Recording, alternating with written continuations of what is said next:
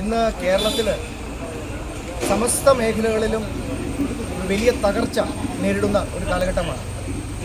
കുറച്ച് ദിവസങ്ങൾക്ക് മുമ്പ് കോട്ടയത്ത് നടന്ന സംഭവം, ബിന്ദു എന്ന് പറയുന്ന ഒരു പാവം വീട്ടമ്മ, അവർക്ക് കോട്ടയം മെഡിക്കൽ കോളേജിൽ വെച്ച് കെട്ടിടം തകർന്ന് വീണ് ദാരുണമായൊരു അന്ത്യമുണ്ടായി.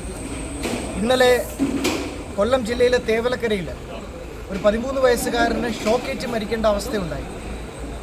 ഇന്നിപ്പോൾ പൊട്ടിപ്പൊളിഞ്ഞു കിടക്കുന്ന റോഡിൽ വീണ് ആളുകൾക്ക് അപകടമുണ്ടാകുന്നു.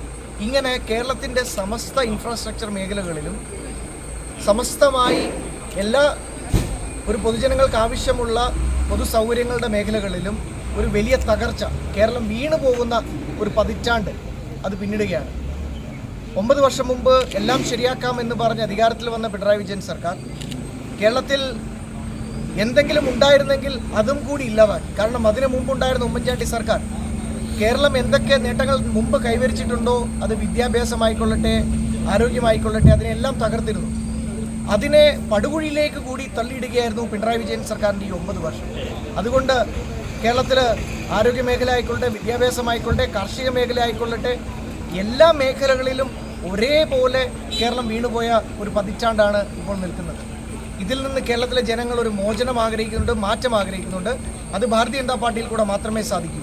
കേരളത്തിന് ഒരു വികസിത കേരളമാക്കാൻ ഭാരതീയ ജനതാ പാർട്ടി ഒരു ദൗത്യമായി ഏറ്റെടുത്തിരിക്കുകയാണ്.